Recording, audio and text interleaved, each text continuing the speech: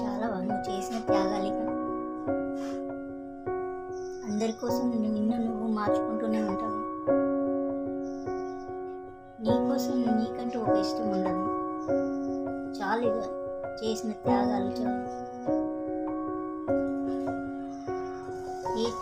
నీకు ఇది కాలేదు అని, నీకు ఇది బాగుంటుంది అంటే సరే అంట, అదే వేస్తుంది. నువ్వు ఇది చెయ్యి అంటే ఇదే చేస్తావు. ఇంకా ఏం చెప్పినా వినుకుంటూనే వస్తావు. కొండంత ప్రేమను చూపెడుతూ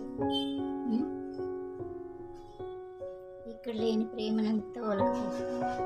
మరి నీకు రిటర్న్ అదే వస్తుందా చెప్పు. మనం ఇచ్చినప్పుడు పాలు కూడా ఇవ్వాలి కదా. 60-40% ఉన్నా కూడా అది సెట్ అవ్వదు. 50-50% ఉంటేనే ఈక్వల్ బ్యాలెన్స్ ఉంటుంది.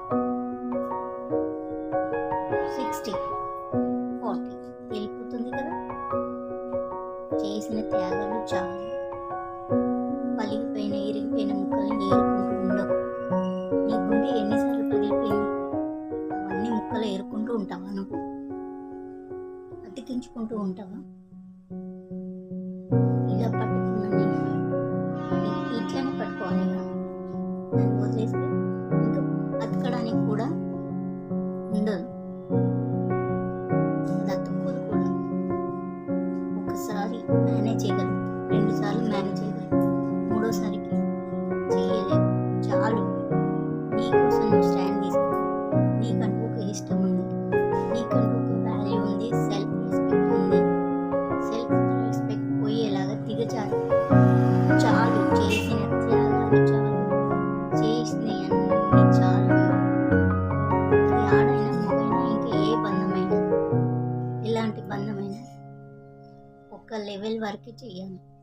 లెవెల్ మించి చేస్తే ఆ బరువును నువ్వు మొయ్యలేవు. ఆ పలిగిన ముక్కల్ని ఏరుకోవడానికే నీ జీవితం సరిపోతుంది. నీకంటూ ఇంకా వేరే సమయం దొరకదు. కప్పు పగిలిపోయిందా, పగిలిపోయింది, పారాయి.